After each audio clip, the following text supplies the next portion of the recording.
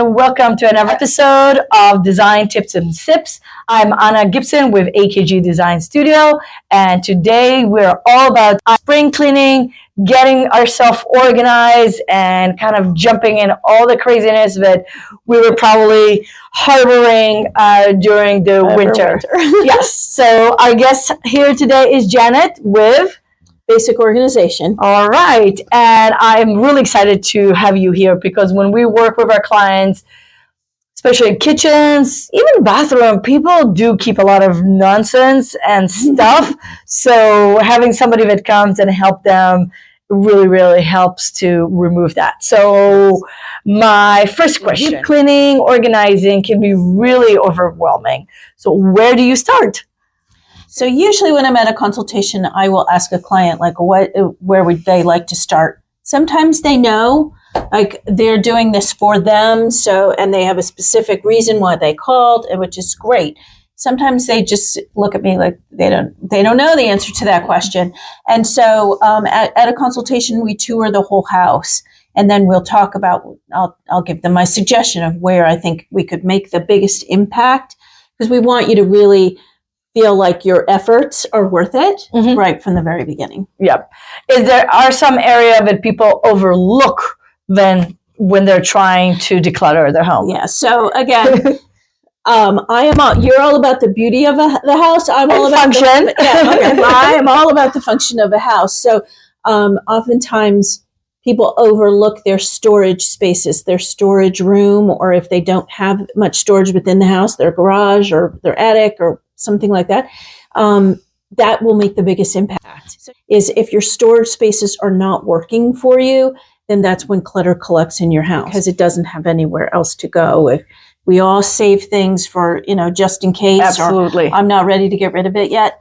But it still needs a home to live in your house. And if your storage is not functioning, it usually ends up as clutter. Absolutely. And when we work with our clients on kitchen, we really make sure that the space is functional first to make sure that every little gadget actually has a home. So when they do come to unpack those boxes, which hopefully they worked with you first and removed a lot of that stuff, because when we walk into people's homes and they're like, I don't have room in my kitchen, a lot of it is, well, you have your grandmother's dishes that she took to college that sometimes have sentimental and maybe antique value, and some of them are like, oh, these were my fraternity dishes. You don't need your fraternity dishes, right? Right. You don't, if you're not using it, if you haven't used it in the last year or two, we need, and we talk about the turkey platter.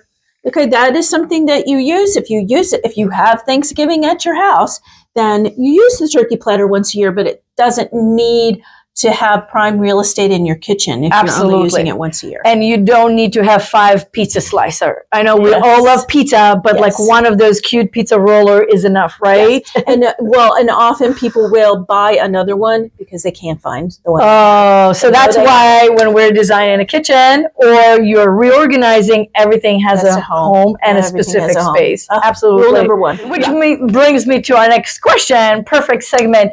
Do you believe in the items that spark joy? I know it's been really big online and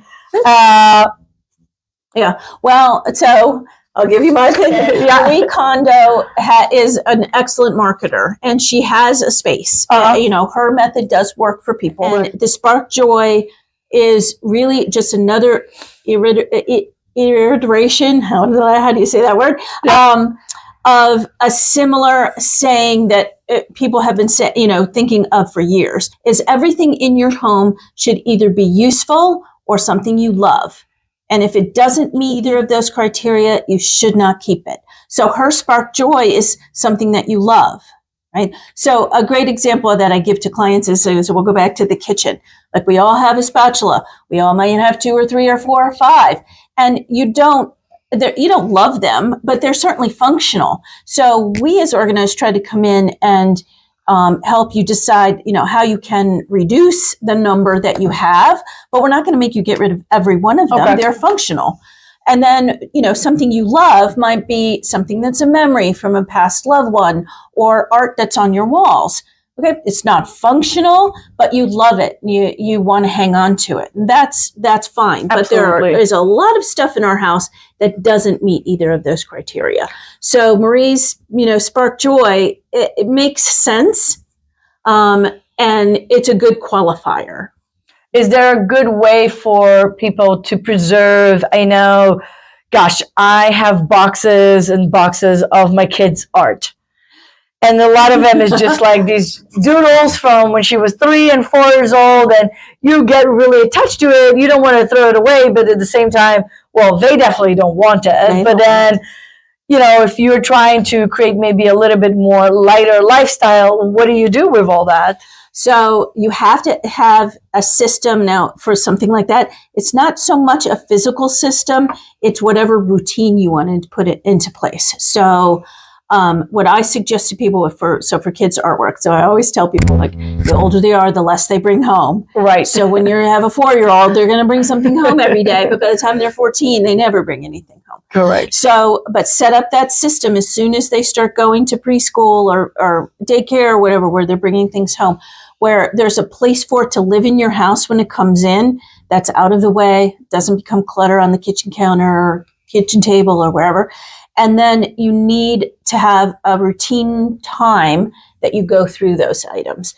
And really, it doesn't need to envelop your life. I used to do, when my kids were in school, it was like at the end of each semester. So twice a year, the box would fill up enough that then we'd sit down. And I also tell people, your own children. So if your child is going to struggle with letting go of these things, then don't have them do it with you. Do it on your own. If you want to walk down memory lane about the 3rd grade with your child, then do it at the end of the school year and have a limit to how much you will keep. So, is there any way to use technology?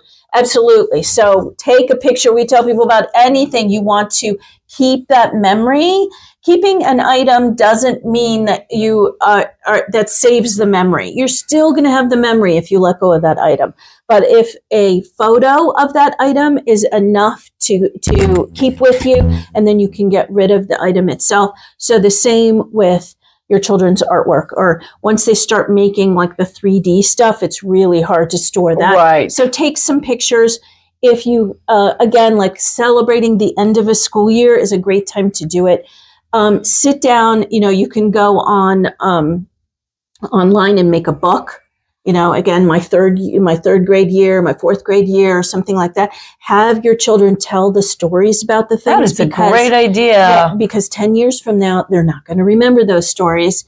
The class pictures, have them tell you, each kid and a story about their friends. And because again, we either of those. Yeah. Be really clear on who, you mentioned this, be really clear on who you're saving this stuff for. Because 99% of the kids out there will tell their parents they do not want it. And, if you have that 1%, then that's fine. You can save it for them. But be very clear, which just means don't assume that your children want to keep it. Ask them if they want to keep it.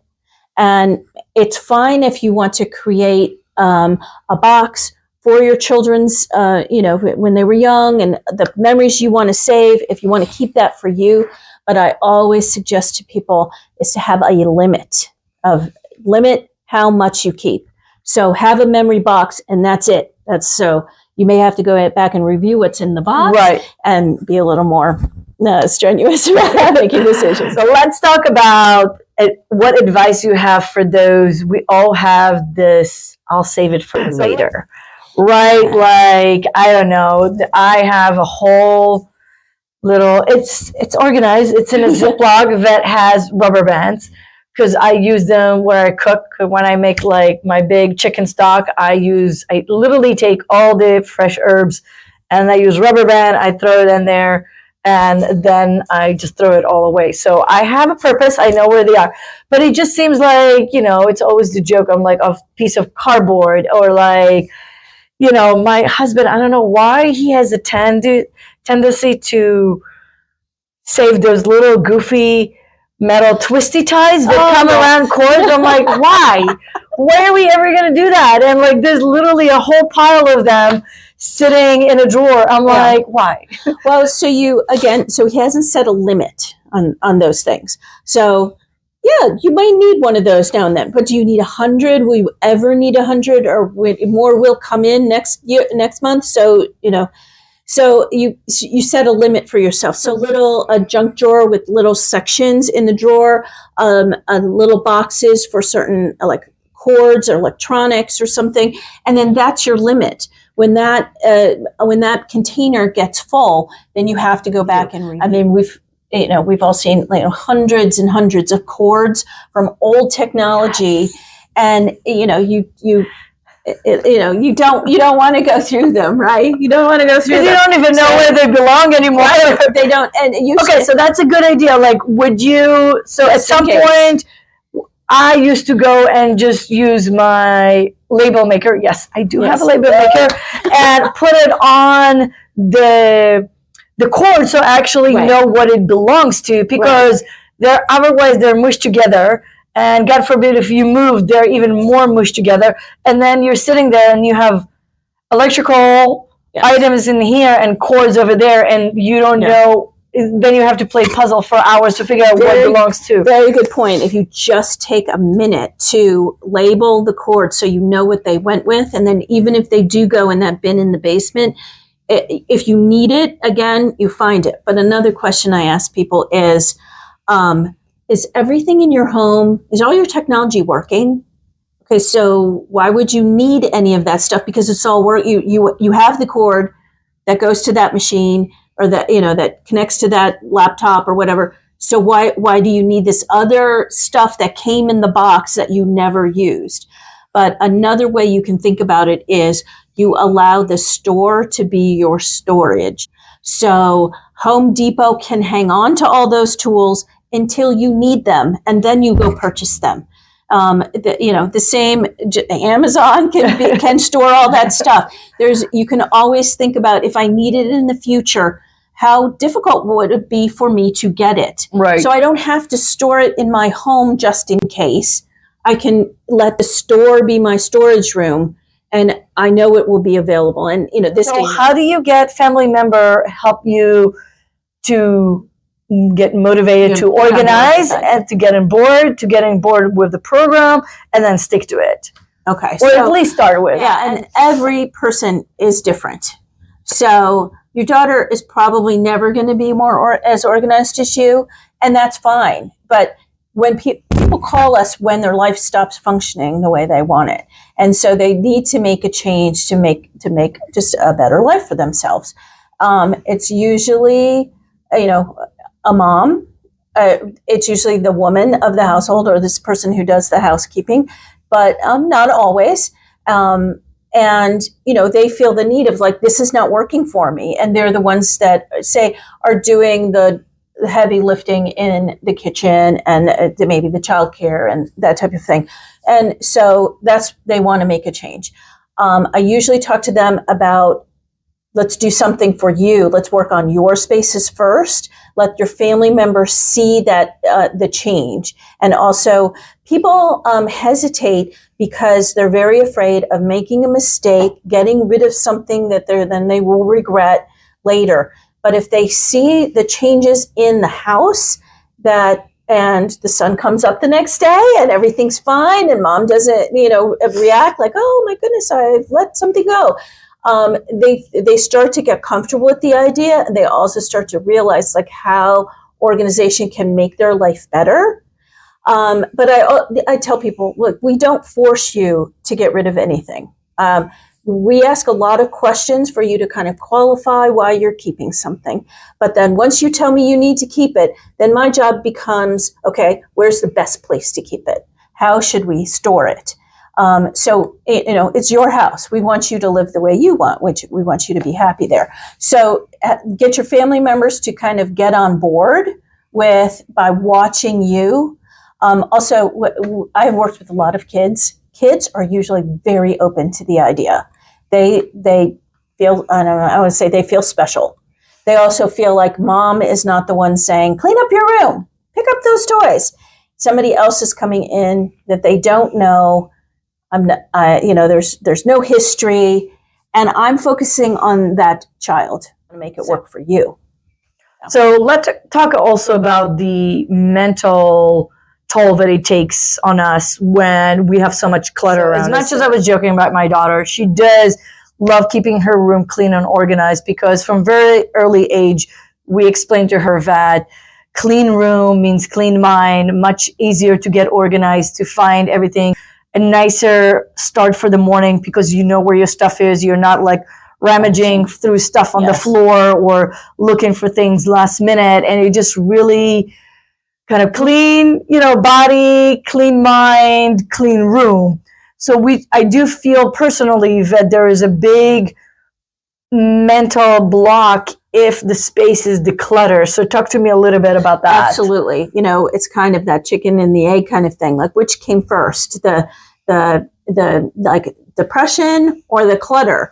Or because they definitely can go hand in hand. I think a very cluttered home is definitely a visual impression of something else that's going on. Absolutely. And, I always applaud the person who calls us to say, I need to make a change. I need some guidance on how to do it, instead of, kind of white knuckling it through.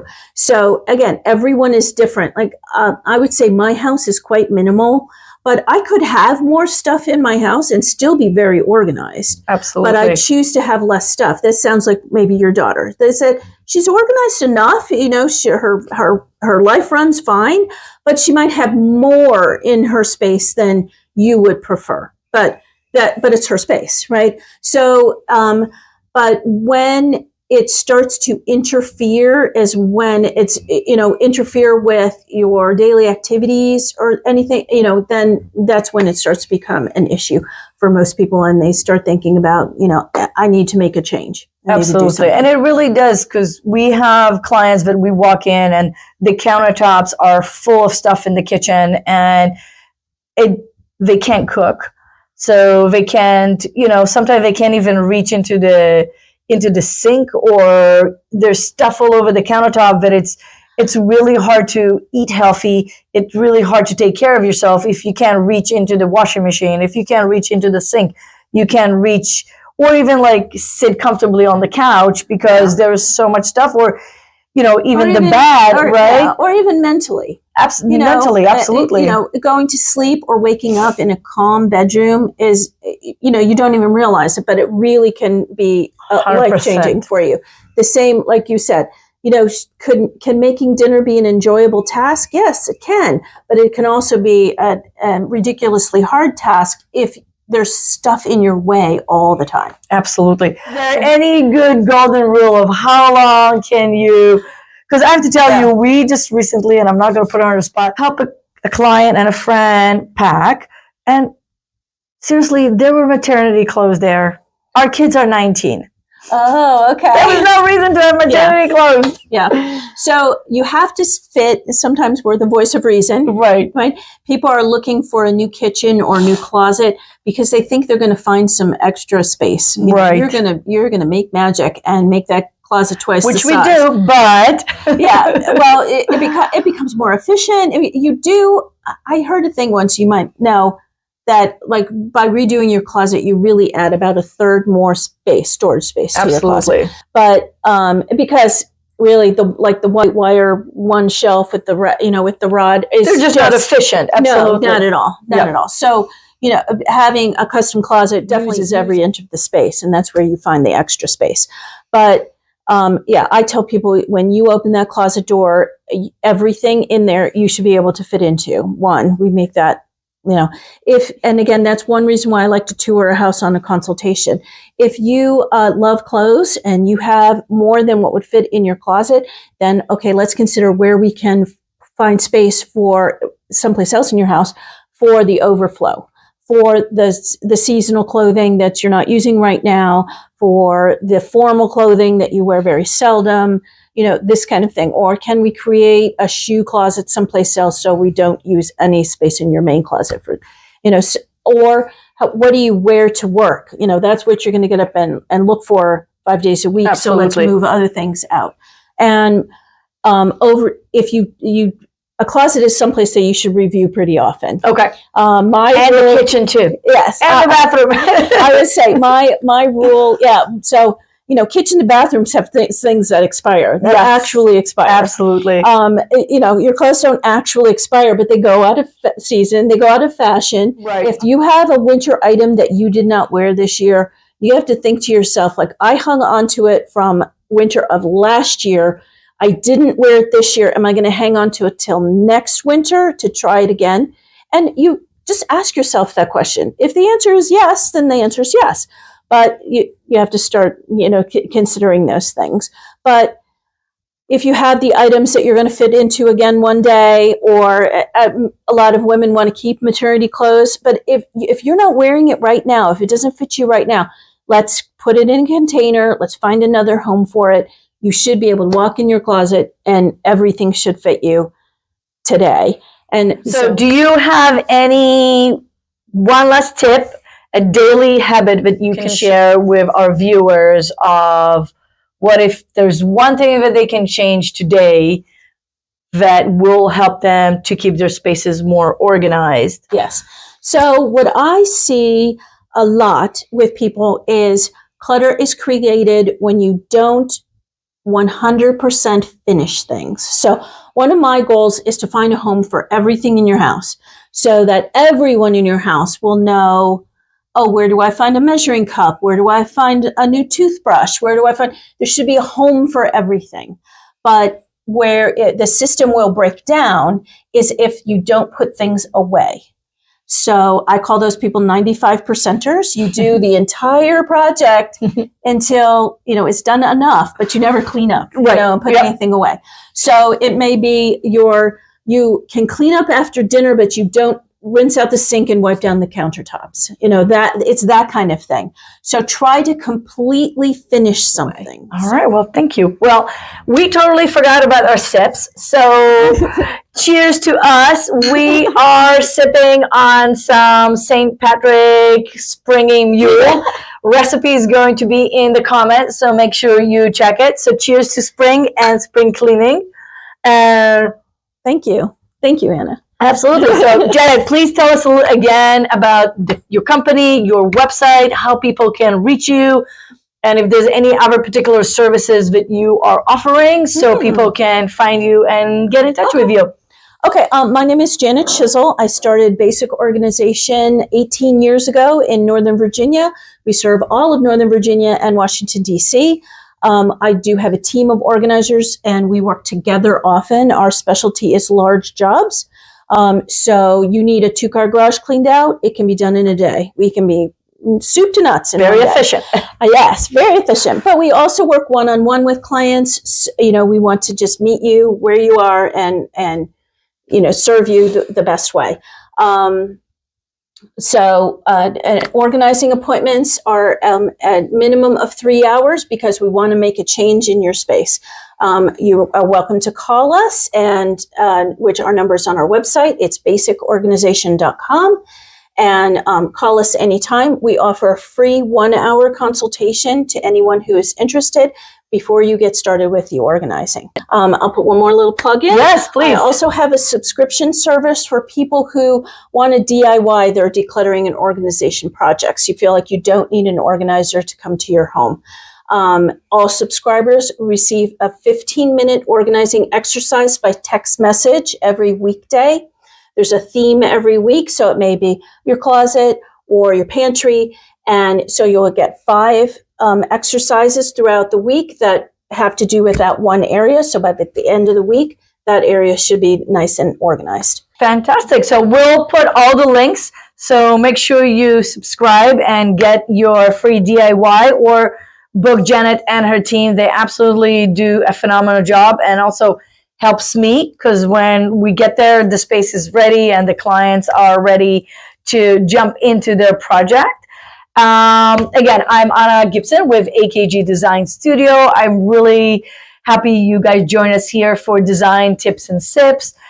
All the links are going to be on the bottom if you haven't subscribed yet. So make sure you subscribe, Make sure you turn on the notification so you get to be the first one to know when the next episode drops.